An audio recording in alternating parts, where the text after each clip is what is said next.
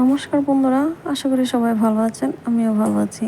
আজ আমি রান্না করব শিম দিয়ে ছোট মাছ মুখরোচক একটি রান্না। তো সেটা আমি আপনাদের সাথে শেয়ার করব। তার জন্য আমি নিয়ে নিয়েছি পুঁটি মাছ।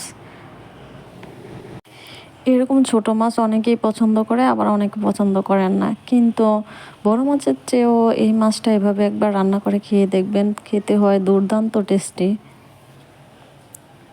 গরম ভাতের সাথে খেতে খুবই মজা লাগে। তার জন্য আমি নিয়ে নিয়েছি শিম আর একটি আলু। এগুলাকে এখন আমি ছোট করে কেটে নেব। শিম আর আলুটাকে আমি ছোট করে কেটে নিয়েছি, একবারে বেশি বড় না, ছোট করিনি। আলুটাকেও ছোট ছোট টুকরো করে কেটে নিয়েছি। মাছটা ছোট, তাই আমি ছোট করে টুকরো করে কেটে নিয়েছি শিম আর আলুটা।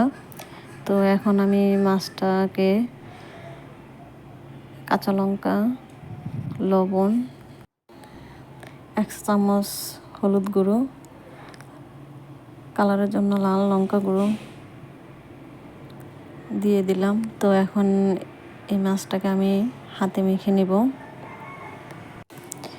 ভালোভাবে মশলাটাকে মিশ্রণ করব।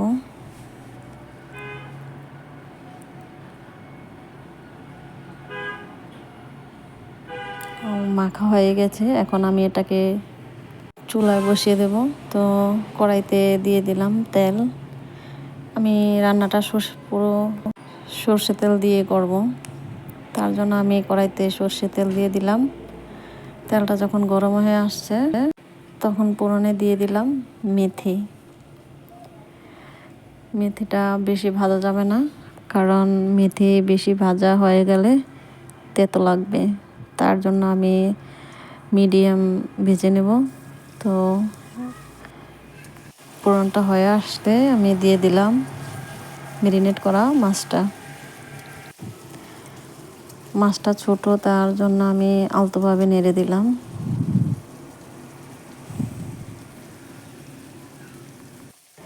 মাছটা যখন এক পিঠ হয়ে আসছে, তো এখন আমি এটাকে আবার উল্টিয়ে দেব।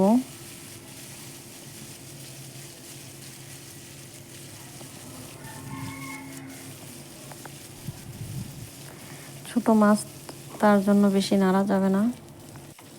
তো ভাজা হয়ে আসছে মাছটা, উপর থেকে আমি ছড়িয়ে দিলাম শিম আর আলু কেটে রাখা। তো এগুলো দেওয়ার পর আমি আবারও হালকাভাবে নেড়ে দেব। সবজিটা যখন হালকা ভাজা হয়ে আসবে, তখনই আমি এটাতে জল অ্যাড করব।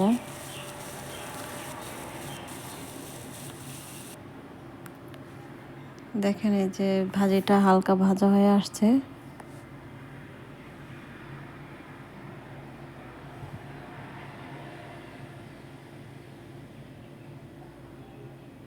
তো এখন আমি দিয়ে দেব জল। যে বাটিতে আমি মাছ মেখেছিলাম, তো ওই বাটিতে আমি জল দিয়ে দিলাম পরিমাণ মতো। আমি এখানে বেশি জল দেব না, কারণ আমি এই মাছটাতে বেশি ঝোল রাখবো না, শুকনো শুকনো রান্না করবো আর কি। জলটা দেওয়ার পর এখন আমি সবজিগুলো আর মাছগুলোকে ভালোভাবে নেড়ে মিশ্রণ করে দেব।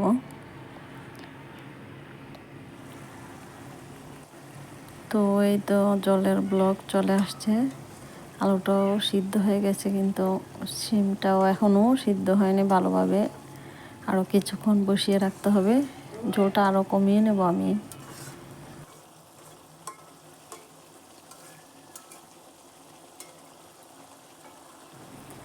ঝোলটা যখন কিছুটা কমে আসছে, তো এখানে আমি ধনিয়া বাটা দিয়ে দেব। আর কোনো কিছু দেওয়া লাগবে না, কারণ ধনিয়া বাটাটা দিলেই তরকারিটা স্বাদ বেড়ে যাবে। ধনিয়া বাটা দেওয়ার পর এটাকেও ধনিয়া বাটা মিশ্রণ করে নেব।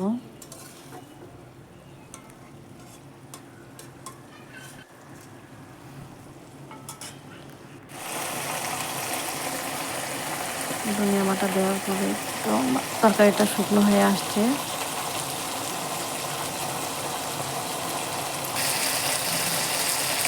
দেখতে পাচ্ছেন, জলটা একবারে কমিয়ে নিয়েছি আমি। তো বন্ধুরা, আপনারাও এভাবে একবার রান্না করে খেয়ে দেখবেন। যারা একদমই এই মাছটা পছন্দ করেন না খেতে, তারাও খেতে পছন্দ করবে। বলতে পারেন ছোট মাছের চচ্চড়ি এটা। রান্নার কালারটা কতটা সুন্দর হয়েছে, গরম ভাতের সাথে খেতেও দারুণ লাগবে। তো বন্ধুরা, আমার এই ভিডিওটি যদি ভালো লাগে আপনাদের কাছে, অবশ্যই লাইক এবং সাবস্ক্রাইব করে পাশে থাকবেন। আবারও দেখা হবে পরবর্তী সুন্দর নতুন ভিডিওতে। আজ এ পর্যন্তই। ভালো থাকবেন, সুস্থ থাকবেন। ধন্যবাদ।